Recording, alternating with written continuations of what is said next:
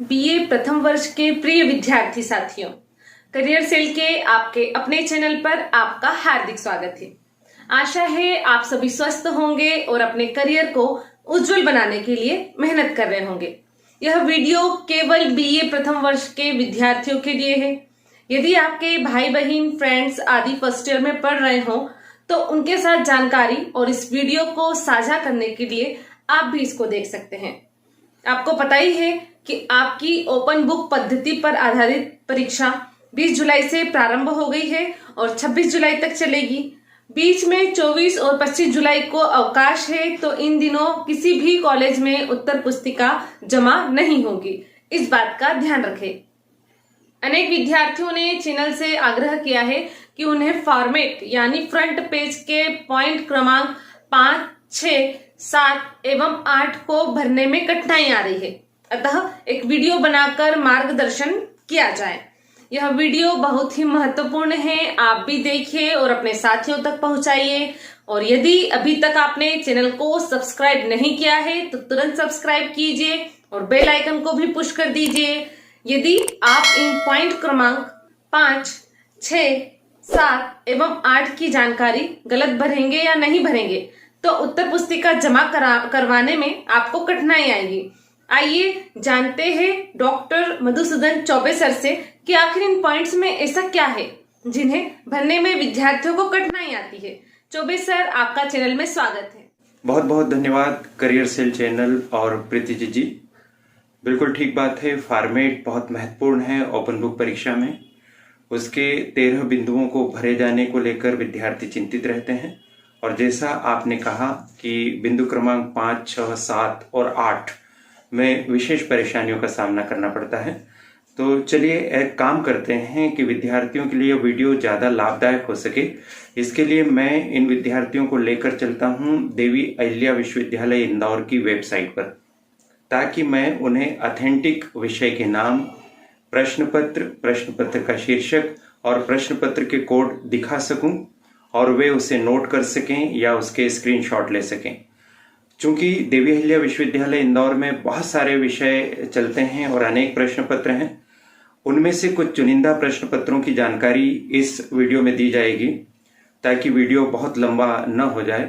फिर भी इन चुनिंदा प्रश्न पत्रों की जानकारी देने में भी हो सकता है यह वीडियो आधे घंटे का बने।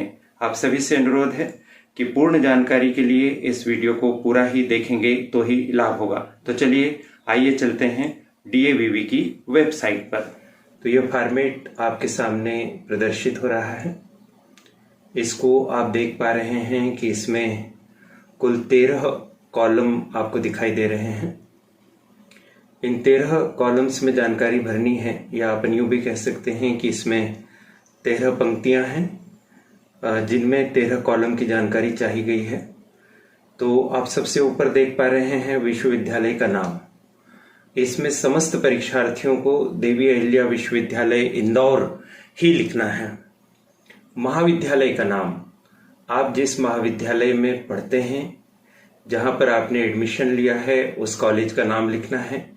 मान लीजिए आप शहीद भीमानायक शासकीय स्नातकोत्तर महाविद्यालय बड़वानी के परीक्षार्थी हैं तो आप इस कॉलेज का नाम लिखेंगे। यदि आप प्राइवेट परीक्षार्थी हैं तो जिस कॉलेज से आपने फॉर्म भरा है उसी कॉलेज का नाम आप लिखेंगे। चाहे आप उत्तर पुस्तिका कहीं भी जमा कर रहे हैं, इस बात को ध्यान रखिए। जैसा कि आप जानते हैं, आपको सुविधा है कि आप बड़वानी के विद्यार्थी होकर खंडवा में, खरगोन में कहीं भी उत्तर पुस्तिका जमा कर सकते हैं। आप कहीं भी उत्तर पुस्तिका जमा कर रहे हों, लेकिन इस कॉलम में आपको अपने कॉलेज का नाम लिखना है जहां पर आप नियमित स्टूडेंट हैं, या यदि प्राइवेट परीक्षार्थी हैं तो जहां पर केंद्र बनाकर आपने फॉर्म भरा है। तो यह बदल जाएगा विद्यार्थी के हिसाब से। अपने कॉलेज का नाम लिखिए।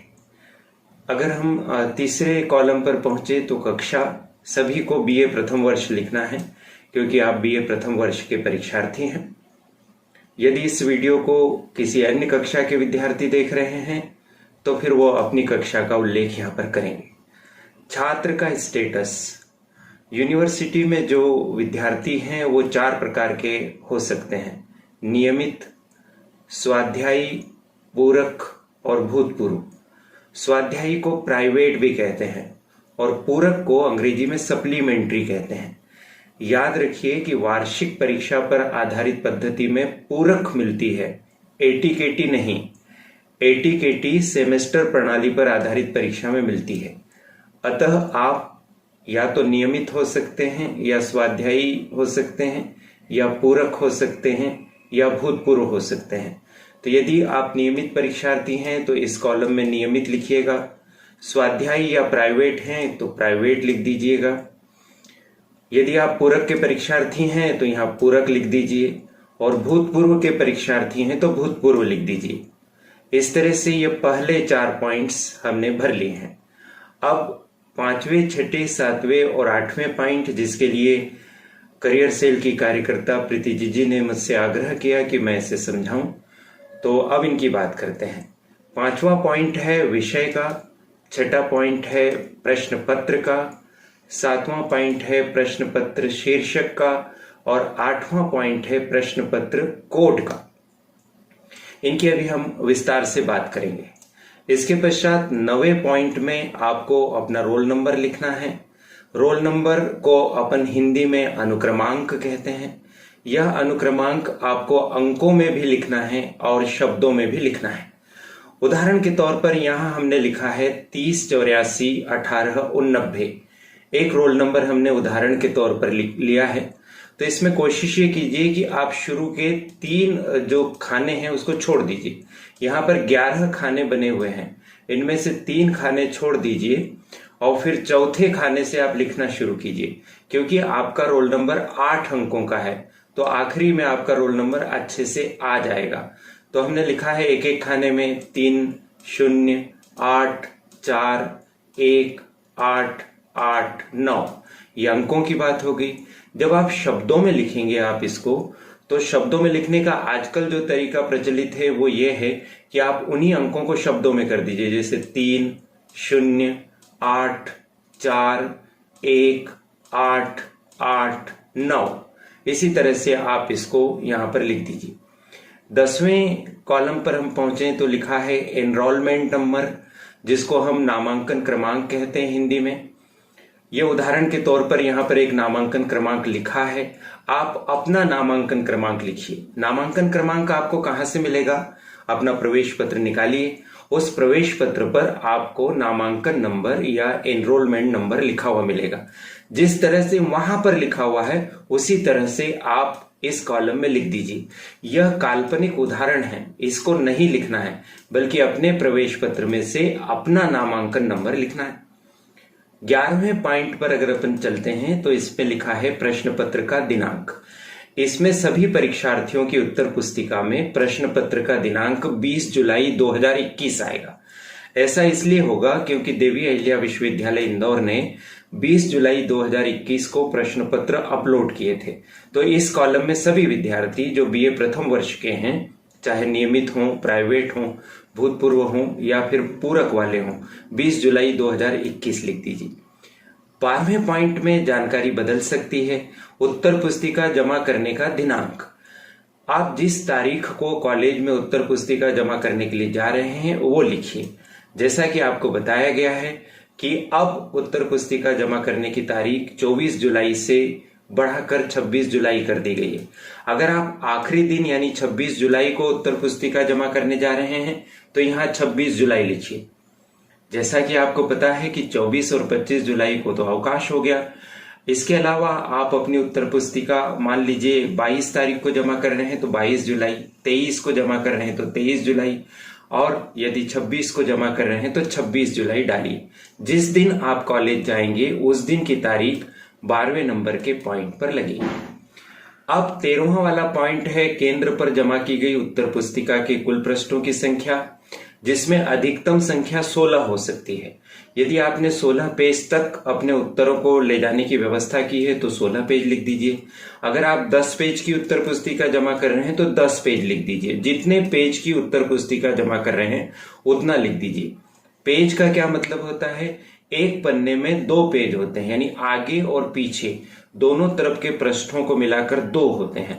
तो यदि मान लीजिए आपने 8 पन्ने लगाए तो 16 पेज हो गए, 5 पन्ने लगाए हैं तो आगे पीछे गिनकर वह 10 पेज हो गए। तो आशा है कि आपको 5वें, 6ठे, 7वें और 8वें पॉइंट के अलावा सारे पॉइंट्स समझ में आ गए होंगे और अब आप फॉर्मेट ठीक से भरेंगे। फॉर्मेट ठीक से भरने पर आपकी उत्तर पुस्तिका अच्छे से जमा हो जाएगी। साथ ही साथ देवी अहिल्या विश्वविद्यालय में मूल्यांकन भी ठीक से हो जाएगा और आपके रिजल्ट में किसी तरह की परेशानी नहीं आएगी। अब सवाल रहा है 5वें, 6ठे, 7वें और 8वें पॉइंट का। तो आप फॉर्मेट में देख रहे हैं कि 5वें पॉइंट में लिखा हुआ है विषय, 6ठे पॉइंट में लिखा है प्रश्न पत्र, 7वें पॉइंट में लिखा है प्रश्न पत्र का शीर्षक और 8वें पॉइंट में लिखा गया है प्रश्न पत्र का कोड। तो विषय, प्रश्न पत्र शीर्षक और प्रश्न पत्र कोड क्या होते हैं और कहां से मिलेंगे, अब इसकी जानकारी लेते हैं। ये आपको मिलेंगे आपके पेपर में से। आपने पेपर डाउनलोड कर ही लिए होंगे। इस चैनल ने भी आपको पेपर डाउनलोड कैसे करें इसके लिए एक वीडियो बनाकर बताया है। अगर आपने वो नहीं देखा है तो हम उसकी लिंक इसी वीडियो के डिस्क्रिप्शन बॉक्स में देने वाले हैं। वहां से क्लिक कर लेंगे तो आपको सहायता मिलेगी, आप पेपर तक पहुंच पाएंगे। जब आप पेपर तक पहुंचेंगे तो कैसे पहुंचेंगे, आपको पता है कि आप देवी अहिल्या विश्वविद्यालय इंदौर की वेबसाइट पर पहुंचेंगे और देवी अहिल्या विश्वविद्यालय इंदौर की वेबसाइट जो आपको स्क्रीन पर दिखाई दे रही है, यहां पर आप पहुंचेंगे तो आपको कुछ इस तरह की चीज दिखाई देगी। ये लिखा हुआ है BA first year regular private एक सप्लीमेंट्री। आप इसको क्लिक करेंगे। जैसे ही आप इसको क्लिक करेंगे तो आपके सारे प्रश्न पत्रों की सूची यहां पर आ जाएगी। देवी अहिल्या विश्वविद्यालय में अनेक प्रश्न पत्र प्रचलित हैं, लेकिन अधिकांश विद्यार्थी इनमें से कुछ चुनिंदा प्रश्न पत्र लेते हैं। तो हम उन चुनिंदा प्रश्न पत्रों की ही बात इस वीडियो में कर रहे हैं। यदि आपके प्रश्न पत्र इस वीडियो में बताए गए प्रश्न पत्रों से अलग हैं और आपको अगर अपने प्रश्न पत्र के विषय, प्रश्न पत्र का शीर्षक और कोड आदि नहीं मिल रहे हैं तो आप वीडियो के कमेंट बॉक्स में अपनी जिज्ञासा लिख दीजिए, हम तुरंत ही आपको जवाब देंगे। हम इस वीडियो में आपको 21 प्रश्न पत्र के बारे में बताने जा रहे हैं। ये 21 प्रश्न पत्र, 3 प्रश्न पत्र इनमें आधार पाठ्यक्रम के हैं। इसके अलावा 18 प्रश्न पत्र 9 ऐच्छिक विषयों के हैं। आप जानते ही हैं कि आपने आधार पाठ्यक्रम के साथ साथ 3 ऐच्छिक विषयों की भी पढ़ाई की है, जैसे अर्थशास्त्र हो सकता है, राजनीति विज्ञान, समाजशास्त्र या इतिहास। और प्रत्येक ऐच्छिक विषय के 2 प्रश्न पत्र होते हैं, जैसे अर्थशास्त्र के 2, राजनीति विज्ञान के 2, समाजशास्त्र के 2। तो चूंकि आपके 3 ऐच्छिक प्रश्न पत्र हैं, या यूं कहें कि 3 ऐच्छिक विषय हैं, तो 3 ऐच्छिक विषय के 6 प्रश्न पत्र हुए, प्रथम प्रश्न पत्र और द्वितीय प्रश्न पत्र। तो 6 प्रश्न पत्र वो और आधार पाठ्यक्रम के 3 प्रश्न पत्र, इस तरह से कुल 9 प्रश्न पत्र प्रत्येक परीक्षार्थी को हल करना है।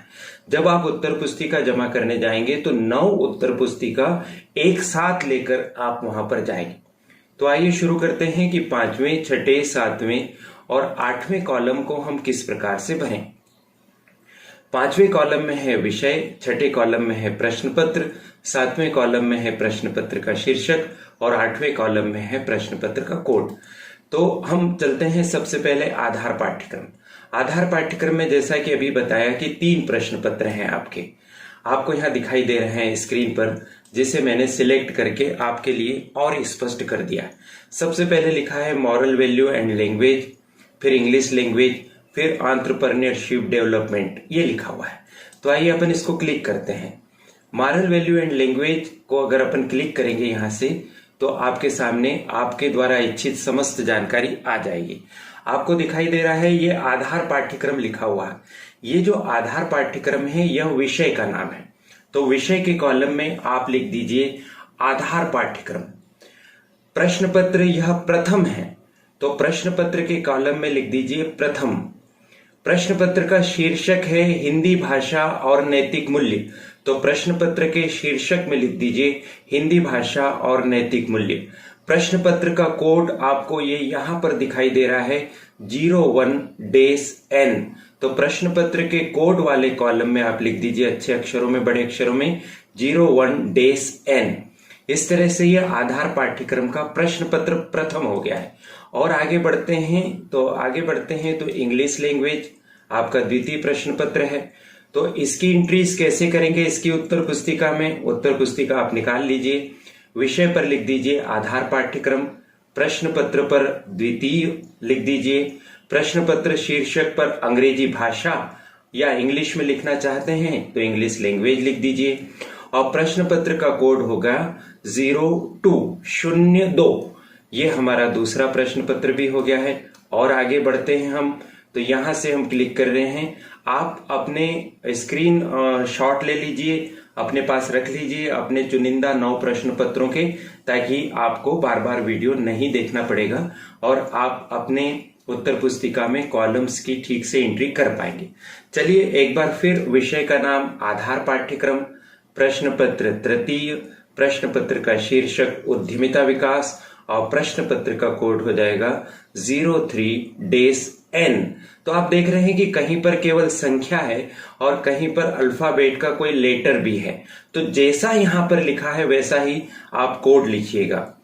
आधार पाठ्यक्रम के अंतर्गत तृतीय प्रश्न पत्र उद्यमिता विकास का कोड हो जाएगा 03N। चलिए अब आगे बढ़ते हैं। तो अपने साथ ऐच्छिक विषय शुरू हो गए। तो आप देख रहे हैं अर्थशास्त्र, संस्कृत, इंडियन म्यूजिक और इंस्ट्रूमेंटल म्यूजिक। यहां पर हम अर्थशास्त्र और संस्कृत के प्रश्न पत्रों की बात करेंगे, क्योंकि इंडियन म्यूजिक और इंस्ट्रूमेंटल बहुत कम कॉलेजेस में चलते हैं। जिनके ये पेपर है वो यहां से कोड प्राप्त कर सकेंगे।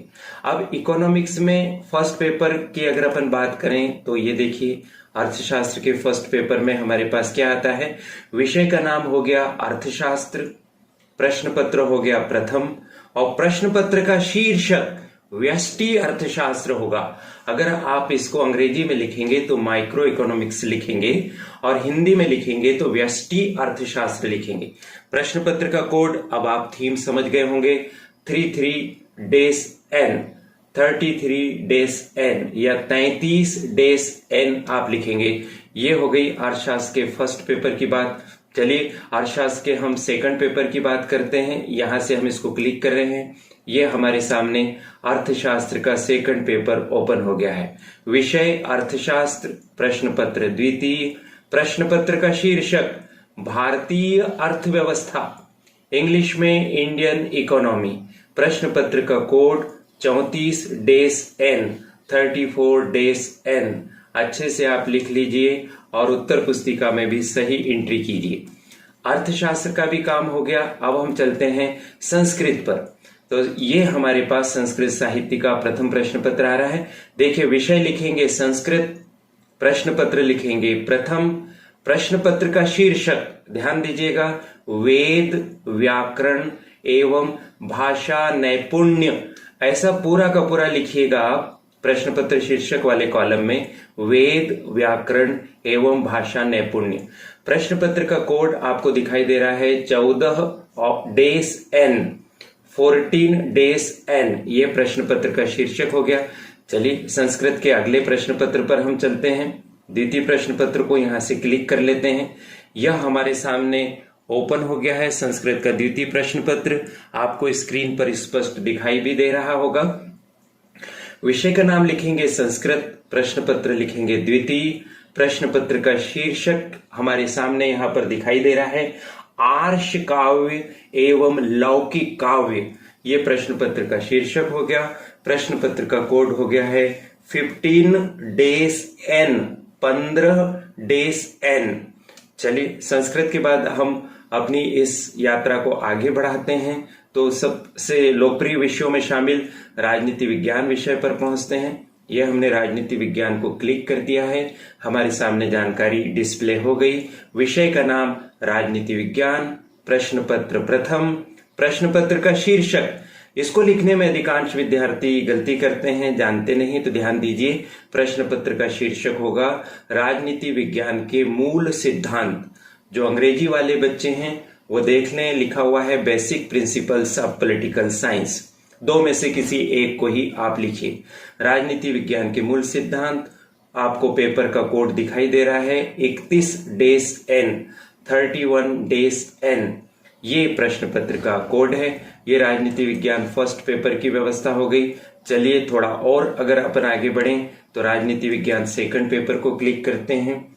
राजनीति विज्ञान सेकंड पेपर में अपन देखते हैं विषय का नाम राजनीति विज्ञान, प्रश्न पत्र द्वितीय, प्रश्न पत्र का शीर्षक भारतीय शासन एवं राजनीति और प्रश्न पत्र का कोड है 32-N। इंग्लिश में अगर प्रश्न पत्र का शीर्षक आप लिखना चाहते हैं तो इंडियन गवर्नमेंट एंड पॉलिटिक्स, ये प्रश्न पत्र का शीर्षक हो गया। चलिए, राजनीति विज्ञान की व्यवस्था भी हमारी हो गई है और हम आगे बढ़ें तो इसमें हमें राजनीति विज्ञान के साथ अब इसमें हमें कोई और नहीं मिल रहा है। प्रथम और द्वितीय दोनों प्रश्न पत्र हमने देख लिए हैं। ये द्वितीय प्रश्न पत्र पर अब हम पहुंच रहे हैं राजनीति विज्ञान के। राजनीति विज्ञान विषय का नाम लिखेंगे और प्रश्न पत्र द्वितीय लिखेंगे और प्रश्न पत्र का शीर्षक लिखेंगे भारतीय शासन एवं राजनीति। जैसे अभी हमने बताया, एक बार पुनः दोहरा दे रहे हैं, प्रश्न पत्र का कोड लिखेंगे 32-N। राजनीति विज्ञान के पश्चात हम और आगे बढ़ते हैं तो समाजशास्त्र पर पहुंचते हैं। समाजशास्त्र के फर्स्ट पेपर को अपन क्लिक करते हैं और समाजशास्त्र के फर्स्ट पेपर में विषय का नाम लिखेंगे समाजशास्त्र, प्रश्न पत्र लिखेंगे प्रथम, प्रश्न पत्र का शीर्षक लिखेंगे समाजशास्त्र की प्राथमिक अवधारणाएं, अंग्रेजी में लिखेंगे बेसिक कॉन्सेप्ट्स ऑफ सोशियोलॉजी और इसका कोड लिखेंगे 35-N इसका कोड होगा। ये हो गया समाजशास्त्र फर्स्ट। समाजशास्त्र फर्स्ट के बाद हम पहुंचते हैं समाजशास्त्र द्वितीय पर। समाजशास्त्र द्वितीय को हमने यहां से क्लिक किया। जब हमने यहां से क्लिक किया तो हमारे सामने समाजशास्त्र द्वितीय प्रश्न पत्र आ गया। विषय समाजशास्त्र, प्रश्न पत्र द्वितीय, प्रश्न पत्र का शीर्षक भारतीय समाज, अंग्रेजी में कहेंगे इंडियन सोसाइटी और इस प्रश्न पत्र का कोड है 36-N। समाजशास्त्र के पश्चात चलिए चलते हैं इंग्लिश लिटरेचर पर। इंग्लिश लिटरेचर के फर्स्ट पेपर को हम क्लिक करते हैं। इसका विषय है इंग्लिश लिटरेचर, आप इसको अंग्रेजी में ही लिखिए। फिर प्रश्न पत्र है फर्स्ट और प्रश्न पत्र का शीर्षक है पोइट्री, इंग्लिश में ही लिखिए। आप देख रहे हैं आपके सामने स्पेलिंग्स भी लिखी है। प्रश्न पत्र के कोड की अगर अपन बात करें तो 04-N, 4-N English literature first paper का कोड है। चलिए अभी सेकंड पेपर पर हम पहुंचते हैं। ये यहां उपलब्ध है आपका सेकंड पेपर, इसको हमने क्लिक कर लिया। प्रश्न पत्र यानी विषय की अगर हम बात करें तो विषय होगा इंग्लिश लिटरेचर, प्रश्न पत्र होगा सेकंड, प्रश्न पत्र का शीर्षक होगा प्रोज, प्रश्न पत्र का कोड होगा 05-N। ये हो गई अंग्रेजी साहित्य या इंग्लिश लिटरेचर की पश्चात बात। अब हम पहुंचते हैं हिस्ट्री की तरफ, आगे बढ़ते हैं। तो जब हम हिस्ट्री में पहुंचते हैं तो हिस्ट्री को यहां से हम क्लिक करते हैं। हिस्ट्री को क्लिक करते हैं तो ये हो गया विषय का नाम इतिहास, प्रश्न पत्र प्रथम, प्रश्न पत्र का शीर्षक हो गया भारत का इतिहास और ब्रैकेट में लिखेंगे प्रारंभ से 1200 ईस्वी तक। मेरा अनुरोध है कि ये पूरा का पूरा ही प्रश्न पत्र शीर्षक में लिखिए, भारत का इतिहास और ब्रैकेट में लिखिए प्रारंभ से 1200 ईस्वी तक। प्रश्न पत्र के कोड की अगर अपन बात करें तो अपने को दिखाई दे रहा है 29-N प्रश्न पत्र का कोड है। ये हो गया इतिहास का प्रथम प्रश्न पत्र। और आगे बढ़ते हैं तो हम इतिहास के द्वितीय प्रश्न पत्र की तरफ चलते हैं। तो द्वितीय प्रश्न पत्र को हमने यहां पर इस तरह से क्लिक किया। विषय का नाम इतिहास, प्रश्न पत्र द्वितीय, प्रश्न पत्र का शीर्षक पाश्चात्य विश्व, ब्रैकेट में लिखेंगे 15वीं शताब्दी के मध्य से 1870 ईस्वी तक। पुनः दोहरा रहा हूं कि आप इतिहास के प्रश्न पत्र के शीर्षक में ब्रैकेट में जो सन दे रखा है, टाइम पीरियड दे रखा है, उसको जरूर लिखें। फिर इसके प्रश्न पत्र कोड की बात अगर अपन करें तो प्रश्न पत्र का कोड है 30-N या 30-N। इतिहास के पश्चात हम आगे बढ़ते हैं। तो इतिहास के बाद आपको दिखाई दे रहा है ज्योग्राफी या भूगोल, हमने इसको क्लिक किया, हमारे सामने विषय आ गया भूगोल। विषय के कॉलम में भूगोल लिखेंगे, प्रश्न पत्र प्रथम, और प्रश्न पत्र का शीर्षक लिखेंगे भौतिक भूगोल, और उसके ब्रैकेट में लिखेंगे स्थल मंडल। जो विद्यार्थी अंग्रेजी में लिखना चाहते हैं वो अंग्रेजी में लिख दीजिए, फिजिकल ज्योग्राफी, और साथ में उसको लिखेंगे लिथोस्फीयर। इस तरह से प्रश्न पत्र के कोड पर अगर अपन पहुंचे तो 27-N 27-N हमें प्रश्न पत्र का कोड दिखाई दे रहा है। इसके बाद हम पहुंचते हैं भूगोल के द्वितीय प्रश्न पत्र पर। यह रहा हमारे लिए भूगोल का द्वितीय प्रश्न पत्र। भूगोल के द्वितीय प्रश्न पत्र में विषय लिखेंगे भूगोल, प्रश्न पत्र लिखेंगे द्वितीय, प्रश्न पत्र का शीर्षक लिखेंगे भूगोल का परिचय एवं मानव भूगोल। अंग्रेजी में लिखना चाहते हैं तो introduction to geography and human geography, इसका इंग्लिश में title of the question paper होगा। प्रश्न पत्र के कोड की बात करें तो 28-N या 28-N। भूगोल के पश्चात हम पहुंचते हैं हिंदी साहित्य पर। यह रहा हिंदी साहित्य का प्रथम प्रश्न पत्र। हिंदी साहित्य के प्रथम प्रश्न पत्र में विषय लिखेंगे हिंदी साहित्य, प्रश्न पत्र लिखेंगे प्रथम, प्रश्न पत्र का शीर्षक लिखेंगे प्राचीन एवं मध्यकालीन काव्य, प्रश्न पत्र का कोड लिखेंगे 06-N 06-N या 6-N। जैसा लिखा है वैसा ही लिखिए, 6 के पहले 0 भी आप लगाइए। इस तरह से प्रथम प्रश्न पत्र की बात हो गई है। अब उसके बाद हम पहुंचते हैं हिंदी साहित्य के द्वितीय प्रश्न पत्र पर। तो ये रहा हिंदी साहित्य का द्वितीय प्रश्न पत्र। विषय हिंदी साहित्य, प्रश्न पत्र द्वितीय, प्रश्न पत्र का शीर्षक हिंदी कथा साहित्य, प्रश्न पत्र का कोड 07-N 07-N। तो ये हो गए हमारे मुख्य प्रश्न पत्र। हमने बात कर ली है आधार पाठ्यक्रम की, अर्थशास्त्र की, संस्कृत की, राजनीति की, समाजशास्त्र की, अंग्रेजी साहित्य की, इतिहास की, भूगोल की, और साथ ही साथ में हमने हिंदी साहित्य की भी बात कर ली। अब इसमें एक प्रश्न पत्र और रह जाता है जो अनेक कॉलेजेस में चलता है, और वो है कंप्यूटर एप्लीकेशन। तो जो बच्चे बीए कंप्यूटर साइंस के विद्यार्थी हैं उनके लिए हम कंप्यूटर एप्लीकेशन की बात और कर लेते हैं। तो ये हो जाएंगे हमारे समस्त 21 प्रश्न पत्रों की बात। ये कंप्यूटर एप्लीकेशन हम यहाँ पर खोल रहे हैं। इस प्रश्न पत्र को देखिए, प्रश्न पत्र का जो विषय लिखना है उस विषय को हम लिखेंगे कंप्यूटर एप्लीकेशन, यानी विषय वाले कॉलम में हम लिखेंगे कंप्यूटर एप्लीकेशन। प्रश्न पत्र है ये प्रथम, और प्रश्न पत्र का शीर्षक आप देख पा रहे हैं कि इसमें अंग्रेजी में ही लिखा है, तो आप भी अंग्रेजी में ही लिख दीजिए। क्या लिखा हुआ है? Fundamentals of computer and PC software. ये प्रश्न पत्र का शीर्षक हो गया। प्रश्न पत्र का कोड लिखा हुआ है 53। अब इसके पहले कोई और अल्फाबेट का लेटर नहीं लिखा हुआ है, एन वगैरह, तो हम सिर्फ इतना ही लिखेंगे 53। अपने मन से न कुछ जोड़ना है प्रश्न पत्र कोड में, न कुछ घटाना है। तो ये हो गया कंप्यूटर एप्लीकेशन का हमारा फर्स्ट पेपर। चलिए अब हम पहुंचते हैं कंप्यूटर एप्लीकेशन के सेकंड पेपर पर। तो ये हमें यहाँ पर दिखाई दे रहा है। यहाँ हम कंप्यूटर एप्लीकेशन के सेकंड पेपर पर पहुंच रहे हैं। विषय हो गया कंप्यूटर एप्लीकेशन, प्रश्न पत्र हो गया द्वितीय, और प्रश्न पत्र का जो शीर्षक हो जाएगा वो हो जाएगा डेस्कटॉप पब्लिशिंग एंड मल्टीमीडिया। यही आप लिख दीजिए, कैपिटल लेटर में लिख दीजिए, और प्रश्न पत्र का कोड है 54 या 54। इस तरह से हमने सभी महत्वपूर्ण प्रश्न पत्रों के बारे में जान लिया है। विषय क्या लिखेंगे, प्रश्न पत्र क्या लिखेंगे, प्रश्न पत्र का शीर्षक क्या लिखेंगे, और प्रश्न पत्र का कोड क्या लिखेंगे।